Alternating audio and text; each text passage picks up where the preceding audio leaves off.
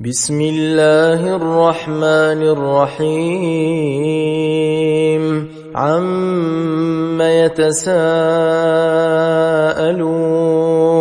عن النبأ العظيم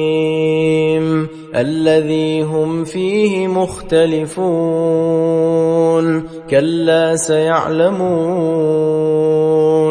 ثم كلا سيعلمون ألم نجعل الأرض مهادا والجبال أوتادا وخلقناكم أزواجا وجعلنا نومكم سباتا وجعلنا الليل لباسا وجعلنا النهار معاشا وبنينا فوقكم سبعا شدادا وجعلنا سراجا وهاجا وأنزلنا من المعصرات ماء ثجاجا لنخرج به حبا ونباتا وجنات ألفافا إن يوم الفصل كان ميقاتا يوم ينفخ في الصور فتأتون أفواجا وفتحت السماء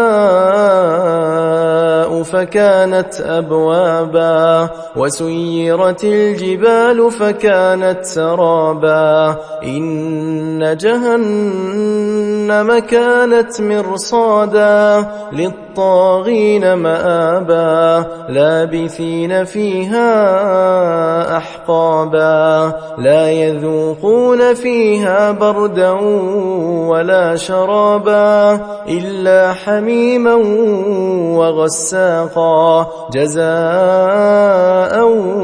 وفاقا إنهم كانوا لا يرجون حسابا وكذبوا بآياتنا كذابا وكل شيء أحصيناه كتابا فذوقوا فلن نزيدكم إلا عذابا إن للمتقين مفازا حدائق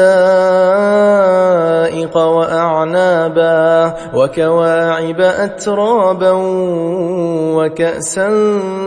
دهاقا لا يسمعون فيها لغوا ولا كذابا جزاء من ربك عطاء حسابا رب السماوات والأرض وما بينهما الرحمن لا يملكون منه خطابا يوم يقوم الروح والملائكة